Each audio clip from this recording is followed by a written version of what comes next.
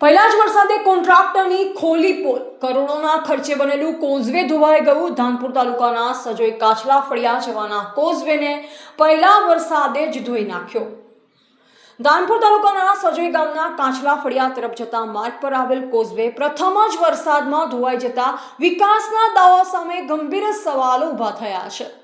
વર્ષો સુધી માર્ગના કામની રાહ જોયા બાદ તાજેતરમાં બનાવવામાં આવેલ કોઝવે પ્રથમ જ વરસાદનો માર સહન કરી શક્યો નહીં।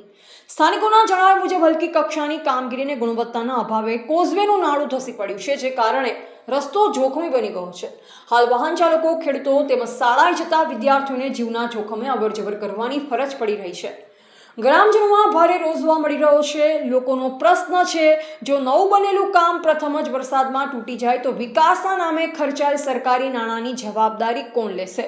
શું સંબંધિત કોન્ટ્રાક્ટર અને જવાબદાર અધિકારીઓ સામે કાર્યવાહી થશે કે પછી સમગ્ર મામલો દબાવી દેવામાં આવશે? સ્થાનિકોએ માંગ કરી છે કે તાત્કાલિક રસ્તાનું સમારકામ કરવામાં આવે, કોઝવેનું ઉચ્ચ ગુણવત્તા સાથે પુનઃનિર્માણ કરવામાં આવે અને સમગ્ર કામની ટેકનિકલ તપાસ કરી જવાબદારો સામે કડક કાર્યવાહી કરવામાં આવે। હવે જોઈ કે તંત્ર ગંભીર બેદરકારી સામે પગલાં ભરે છે કે પછી વરસાદ સાથે લોકોની આશાઓ પણ ધોવાઈ જશે।